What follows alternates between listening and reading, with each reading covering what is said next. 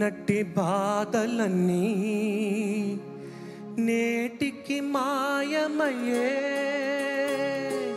నిన్నటి బాధలన్నీ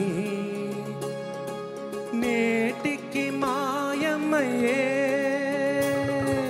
నెమ్మది ఉదయించే అది శాశ్వతమైనదయ.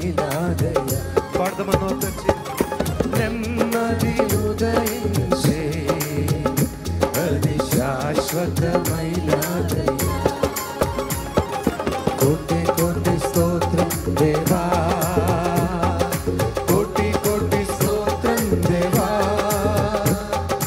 కోటి కోటి స్తోత్రం దేవా. స్తోత్ర బలి స్తోత్ర బలి మంచి దేవా నీకేనయ్యా, శుభవేళ ఆనందమే నా తండ్రి నీ చిరుపాదమే, శుభవేళ ఆనందమే నా తండ్రి నీ చిరుపాదమే. యేసుక్రీస్తు ప్రశస్త నామములో మా ప్రియులందరికీ శుభాలు. ఈరోజు దేవుని వాక్యం మార్కు సువార్త 4వ అధ్యాయము 35వ వచనం నుంచి మనం గమనించబోతున్నాం. ఆ దినమే సాయంకాలం అయినప్పుడు ఆయన అద్దరికి పోదుమని వారితో చెప్పగా వారు జనులను పంపివేసి ఆయనను ఉన్నపాటున చిన్న దోణిలో తీసుకొని పోయిరి. దేవుడి మాటలు మన వెనుకిడిలో దీవించునుగాక. ఈ భాగంలో యేసు ప్రభు తన శిష్యులతో చెప్పిన మాట ఏంటంటే, అద్దరికి పోదాం అన్నాడు. అంటే ఆ సముద్రపు అవతలికి పోదామని దేవుడు చెప్పాడు. దేవుడు చెప్పింది ఖచ్చితంగా దేవుడు నెరవేరుస్తాడు. ఆ సముద్రపు మధ్యలోకి రాగానే అప్పుడు పెద్ద తుఫాను రేగి ఆయన ఉన్న దోణి మీద అలలు కొట్టినందున దోణి నిండిపోయెను.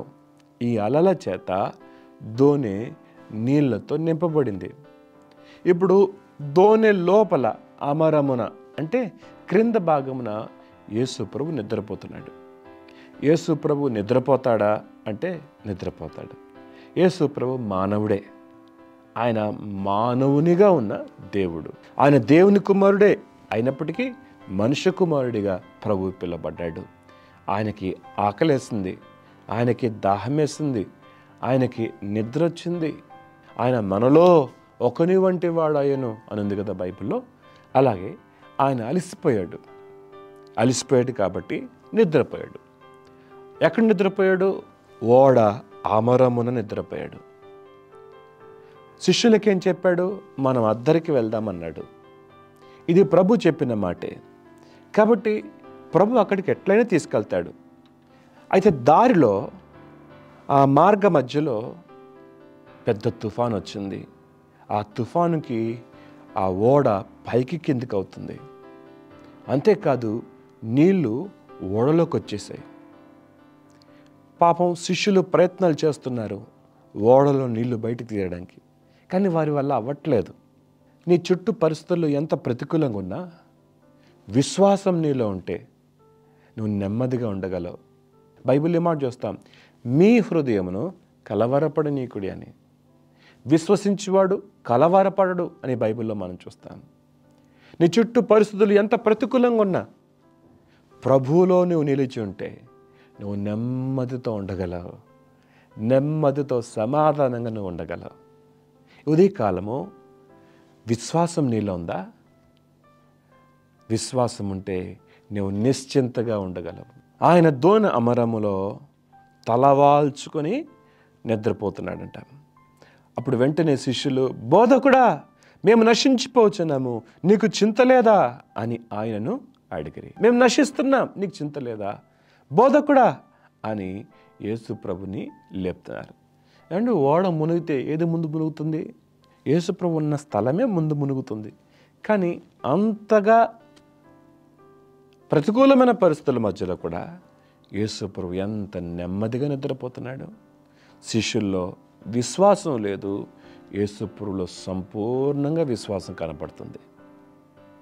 గమనించండి, అద్దరికి వెళ్దామన్నాడు, అద్దరికి తీసుకెళ్తాడు దేవుడు. అందుకు నీలో విశ్వాసం ఉండాలి. నీతో ప్రభు ఉన్నాడు, నిశ్చింతగా ఉండు. ప్రియదేవుని బిడ్డలారా, బోధకుడా మేము నశించిపోచున్నాము, నీకు చింత లేదా? నీకు చింతే లేదా అంటున్నారు.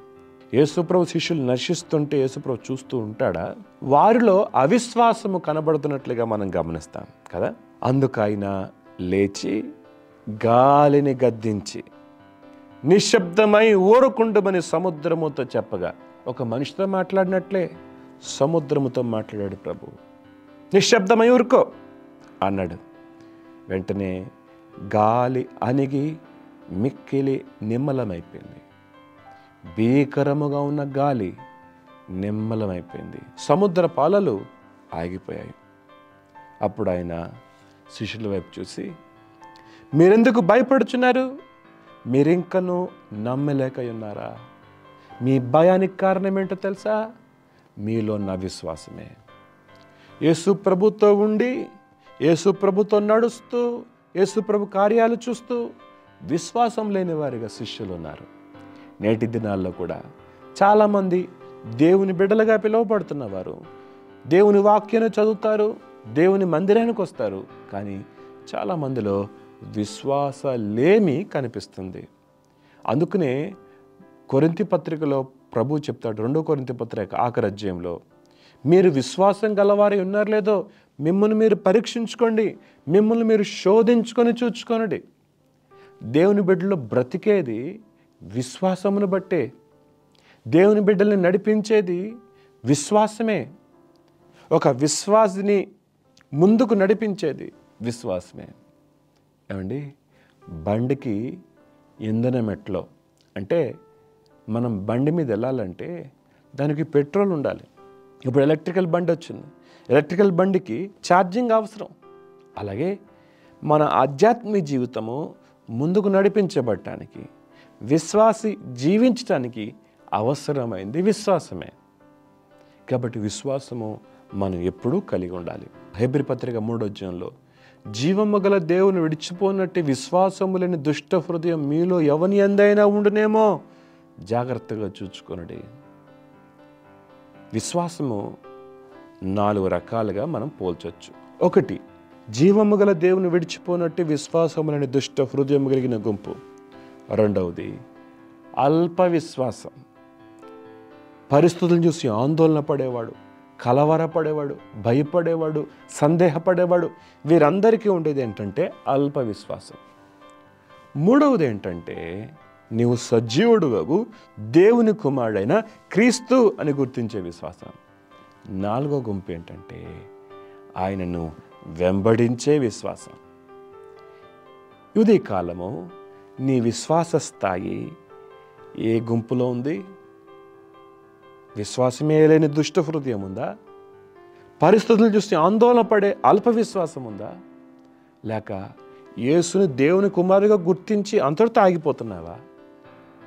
లేకపోతే ఆయనని వెంబడించే స్థాయిలోకి మన విశ్వాసం ఉందా? ఒకసారి మనం ఆలోచన చేద్దాం. సరే, ఇప్పుడు యేసు ప్రభు ఎందుకు భయపడుతున్నారు? ఎందుకు సందేహిస్తున్నారు? మీరు ఇంకా నమ్మలేక ఉన్నారా అని వారితో చెప్పాను. వారు మిక్కిలి భయపడి, ఈయన ఎవరో, గాలియు సముద్రము ఈయనకు లోబడుచున్నదని ఒకరితో ఒకడు చెప్పుకోండి. ఏంటో ఈయనెవరో అంటే నమ్మలేదు. ఎంతవరకు అంటే అంత నమ్మకం వారికి రాలేదు. సముద్రమును గద్దించినప్పుడు ఈయన ఎవరో అని ఆశ్చర్యపడినట్లుగా మనం గమనిస్తాం. యేసు ప్రభు తన శిష్యులకి ట్రైనింగ్ ఇస్తున్నాడు. ఇక్కడ ఈ తుఫాన్లో ప్రభు వారితో ఉన్నాడు. మరొక సందర్భాన్ని చూస్తాం, అక్కడ ప్రభు వారితో ఉండడు. ప్రభు నీళ్ళ మీద నడుచుకుంటూ వస్తాడు, అదొక సందర్భం. సో మెట్టుకు వారి విశ్వాసాన్ని ట్రైన్ చేస్తున్నాడు. మనం బ్రతకాలంటే, విశ్వాసులుగా మనం ముందుకు సాగాలంటే మనలో విశ్వాసం ఉండాలి. దేవుని కార్యాలు చూడాలంటే మనకు విశ్వాసం ఉండాలి. ఆ సత్యాన్ని ప్రభు శిష్యులకు నేర్పిస్తున్నాడు. ఉదయకాలము మనలో విశ్వాసం ఉందా? కలవరపడుతున్నావా? నీ జీవితం ఎదుర్కొంటున్న ఆ తుఫాను చూసి కలవరపడుతున్నావా? ఆందోళన పడుతున్నావా? ఈ మాట జాగ్రత్తగా గమనించండి. విశ్వసించువాడు కలవరపడడు, నీతిమంతుడు విశ్వాసం మూలంగా జీవించును. ప్రభు నీతోటే ఉన్నాడు. ధైర్యంగా ఉండు, ప్రార్థన చేసుకుందాం. మహోన్నతులకు దేవ సర్వాధికారికి స్తోత్రాలు. ఈరోజు నువ్వు మాతో మాట్లాడిన ప్రతి మాటను బట్టి వందనాలు. విశ్వసించి వాడు కలవరపడడు, నీతిమంతుడు విశ్వాసం మూలంగా జీవించినావు. కాబట్టి తుఫాను లాంటి పరిస్థితులు సహజంగా మేము ఎదుర్కొంటాం. కానీ వీటన్నిటిలో విశ్వాసంతో ముందుకు సాగే కృపనివ్వండి. ఆ అద్దరికి వెళ్దాం అన్న నీవు అద్దరికి మమ్మల్ని చేర్చే దేవుడు ప్రభువా. అందుకు తగిన విశ్వాసం మీరు మాకు దయచేయమని, మా ప్రియులందరినీ జ్ఞాపకం చేసుకోండి, వారిని బలపరచమని యేసు నామములో అడుగుతున్నాం తండ్రి. ఆమెన్.